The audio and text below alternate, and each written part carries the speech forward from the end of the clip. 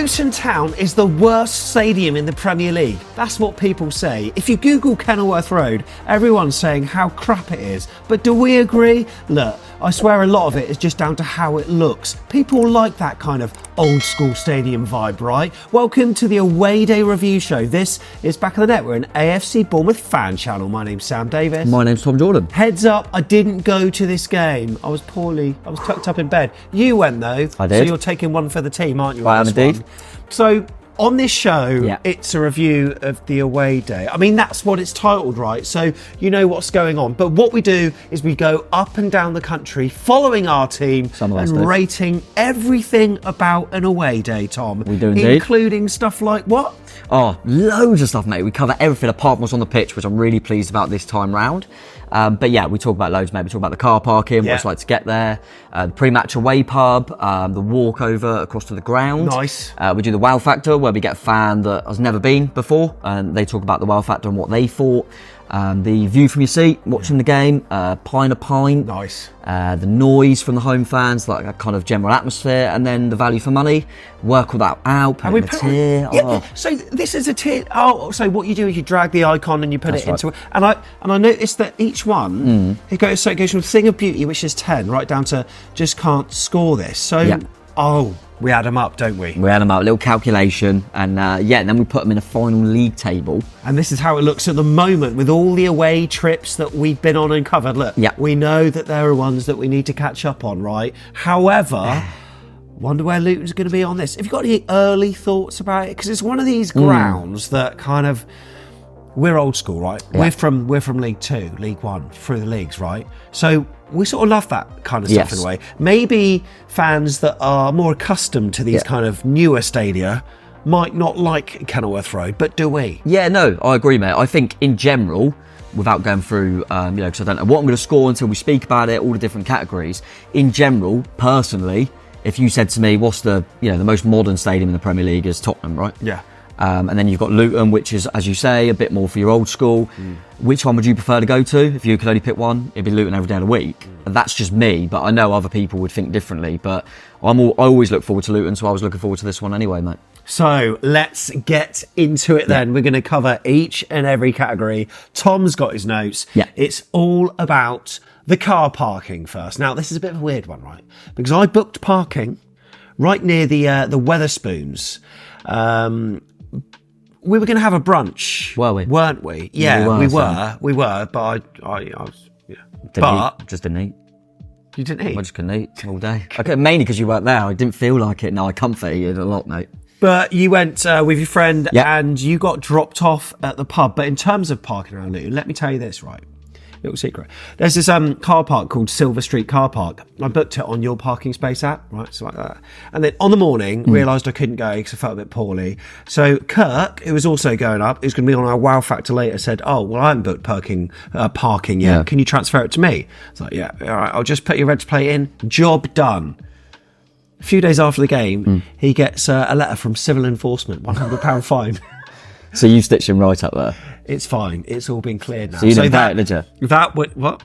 So you cocked him up? Yeah, no, it was fine. But it was them that made the error. Yeah. However, that would have been the worst value for money parking ever, like £100 instead of £5. But parking's usually relatively easy, and there's a few residential spots. Yeah, if that's all sorted, we're not going to put into that you nearly got fine for it because it all got sorted, right? Yeah, it's not really fair to have it all got sorted because from my perspective, I know that when I got dropped off, there was my driver, my friend Layla, didn't have anywhere booked, and just kindly said, "I'll drop you the pub because we're driving past it and we'll go and find somewhere to park."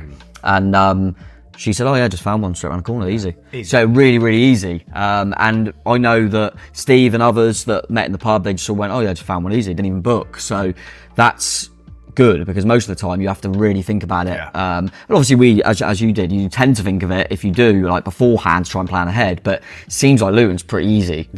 So it's got to go, and happy enough for me, mate. Very enough good for that. Right then, on to the pre-match pub. Now, what was going on with this? Because was there one pub that fans were going to go to? Correct. But then it turned out to be home only. Joke. So that was a nightmare because then we thought, what the hell are we going to do here? I think a few people went to the Wetherspoons. we decided to take a punt at the Red Lion. Yes. So Richard got there first, and he said, right, we're going to try the Red Lion because the other one we can't get in. And he messaged me saying, yeah, absolutely fine in there. And this one had the football on, the early game. Oh, nice. Which I can't for the life of me remember what the early game was, but there was an early game on, and we had that on in there. It looked quite like there was plenty of seats. It didn't look too busy in there. Yeah, well, like I say, we thought about it last minute. We had loads of tables right in front of the big telly. There was a nice little beer garden. The weather was all right. Went out there a few times. Bit windy, but it was really spacious, easy to get a pint. Yeah. You can get a bit of food in there. So the Red Lion was really, really good. I really enjoyed it. The annoyance was the fact that you plan ahead and then suddenly a pub that never was home only turns into home only, which is obviously a little bit frustrating, because it means you have to change your plans. And luckily, well done the Red Lion, managed to make sure it was okay. But then I think of it and go, but if we hadn't have found that would have been a pain in the arse, and this would have really kind of dampened it. But it was a nice distance from the ground and stuff. So it was happy days. But because of just the fact that we had to change our plans last minute, I'm only going to put it in above average. Okay. So I did enjoy the pub. So that pub would, probably be happy enough. But the fact we had to change our plans and stuff is going to mean it's just going in above average. Right. Okay. Now Luton. A lot of people are very derogatory about the area of Luton. They say it's an horrible place. You know what? We have got none of these biases here, but I need you to tell me, well, firstly, I can tell you it's a 25-minute walk from the pub to the ground, and even from the Wetherspoons pub, it was at least 20 previously. I think this pub was only around the corner from the Wetherspoons. Picturesque. Is it all right? It's all right, though. It is what it is. By the way, I've just remembered Bricklayers was the original pub we were going to go to. I've just remembered the name of it. So Bricklayers is the one that now, I don't know if it's just that occasion, but was turned to home fans only. But alas, we went to the Red Lion. The walk was, as you say, 20-25 minutes. It's a fine walk. It's not too bad. Was the weather all right? Windy. Yeah. But it's a weird one with this one. I always say this when we talk about this category, that you often think, the walk was fine. If it was pissing down, it would have been horrible. Difficult one, but 20-25, is that kind of what you expect? Probably. Yeah, probably. And sometimes sometimes you get a pub that's nearer to the ground, albeit there was a limited options for Luton, but it can be a quicker walk, but it's much busier in there. It's hard to get served, all that kind of stuff. So sometimes it's just worth coming out a little bit just to have the convenience of getting served. Still the fact that you can leave at 2 and be there well comfortably. So I'm going to go above average for that as well, mate. Absolutely fine. And Luton is not as bad as people say it is. It's fine. Okay, so what about the wow factor? What's the wow factor, I hear you cry? It is a fan that's never been to a stadium before to provide their initial impressions, and when they walk in, how do they feel? For this week, we're going to get the view of Kirk Tovey. Hello everyone, Kirk here, and this is my thoughts on this away day. Luton Town, Kenilworth Road, my first visit, lived up to sort of everything you see on social media. Getting to the stadium was unique, going through a tight alleyway to get to the away end, going through people's back gardens, and then you're inside the stadium. My view, I was front row, I was lower than the pitch, so it was really difficult to gauge the game. I think if you're further back, there might be pillar restrictions as well. That wasn't the worst of it though, because when I wanted a toilet at half time, that was never gonna happen. Got gridlocked in the concourse on the stairs. Binned off trying to get a drink. The result was crap, but it does have that old style fashion to it. It wasn't soulless. So my scoring, to be fair, I'm going to go for 8 out of 10. So Kirk has gone for 8. Now this is mad. This is where this category is flawed. Tiggs went to one of the old, not the oldest stadium in the land, but the biggest stadium in the land, Old Trafford, and was wooed by the size of it and it's just such a spectacle. So he gave it 10 out of 10. That's going to change. Kirk gave Kenilworth Road the second most smallest stadium in the Premier League, 8. I think this is one that's very personal, and that's why we do it. It is. Because it's literally, you've never been before, so you don't know what to expect. What did you actually think? And it depends who you are as a person. As I kind of alluded to at the start, I'm not the type of person that walks and when I see a massive dome goes, wow. No. Doesn't really, I just think, whatever. But with Luton, charm. I'll get there and go, wow. Do you know what I mean? In a different way, completely different way. I just think, this is quality. This is what it's about. So I would probably agree. I think that's But it's all but there's a lot of people that will go, God, this ain't a bloody Premier League ground. So it's all personal. And lucky for you Luton fans, Kirk is one of the people that likes that style of it. So yeah, 8 I think I'm happy that he's done that. One of the things he did say was that queuing for having a pee at half time was difficult because the toilets are out the back, so you have to go through the gardens again. I've got a little recommendation for people that struggle to have a pee at half time because of the queues. Go down on a bit earlier. Oh, what, 38 minutes, for instance? Well, there you go, Kirk. Missed some of the game. Yeah, why not? But would he have missed a goal, though? Yep.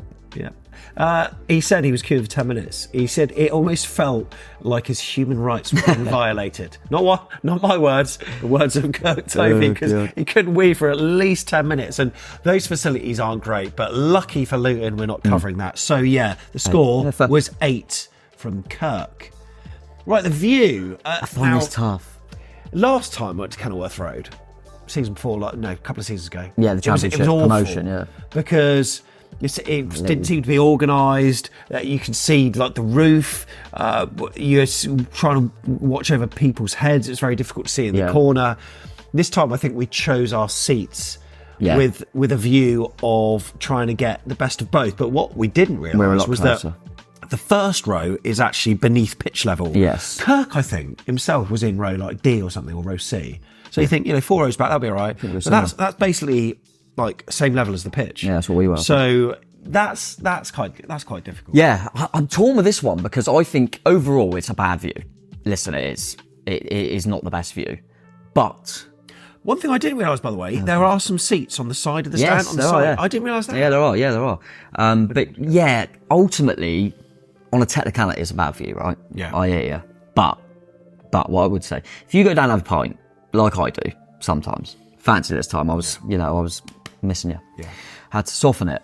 And technically, we scored right after half time. Marcus Tavernier, I know we're not talking about the football match, but we scored right after half time, so I was still having a bit.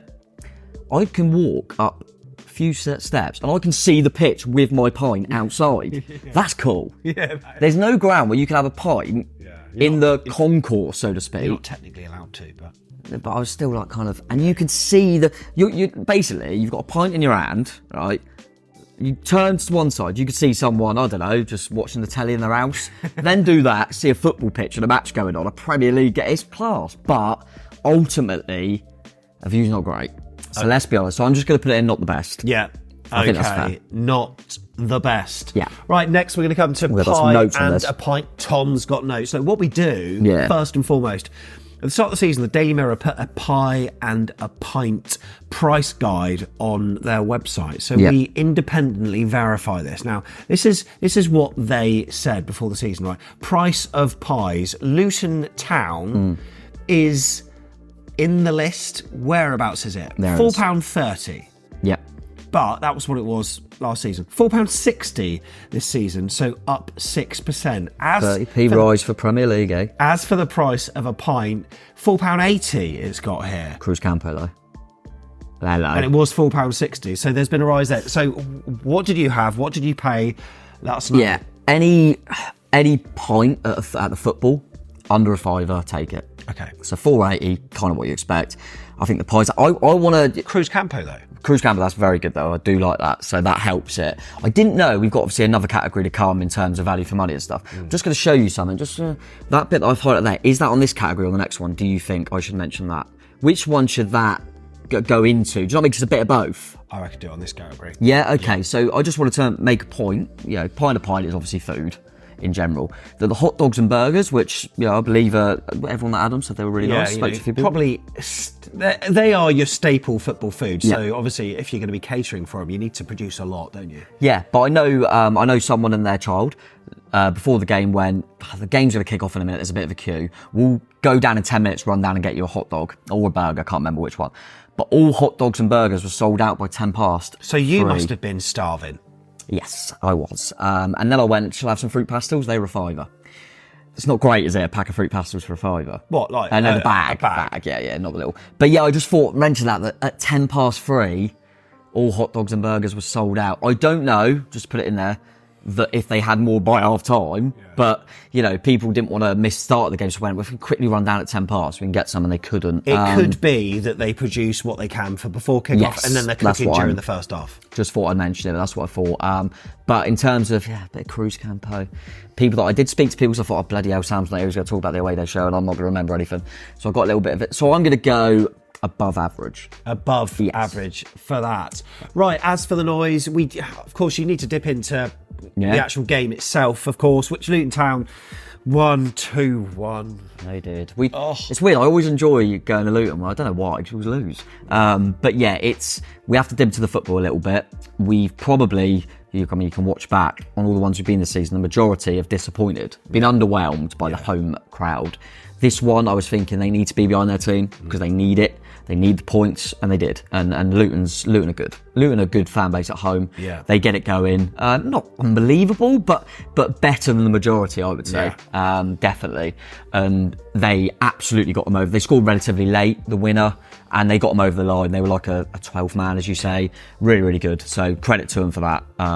So for me, and I think this category in particular, you do compare with other grounds and go, compared to the majority of home fans, they're good. Yeah. So I'm putting them in happy enough. Happy enough. Excellent. There we go. And what about the value for money overall? Yeah. Parking ticket aside, I mean, you can park for free in some residential roads, which is good.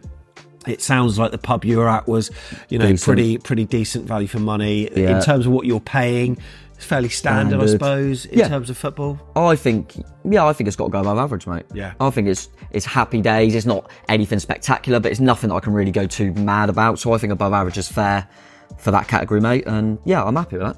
So there we go then. The tier list is complete. So we're just adding these up now. And I think It's got to be good. It looks like it is. Am I getting 52 points here? You are indeed 52. That's got to be high, isn't it? It is high, but not as high as Newcastle United. There we go. Oh, I've just noticed. Yes. Same as Manchester United. How Manchester United is that, by the way? I don't know. Sometimes the emotions get ahead of your ticks. But yeah, so when there's two joint, we always say which one's going higher. It's obviously Luton. So Luton is there in second, which is really impressive, and keeps up our little bromance with Luton. I'm sure they're happy with that. But yeah, we should say that after we've done every game, our last away game, I believe, is at Chelsea. It's then easier to compare. So we will look at that table and maybe change a few Man United, and kind of work out if any need to get moved down Man United and moved up a little bit. Yeah. And we'll work it out. But not surprised at all that Luton's higher. The funny thing is, I've missed one away game this season. You've missed one away game this season. They're the top two. Maybe we don't like each other.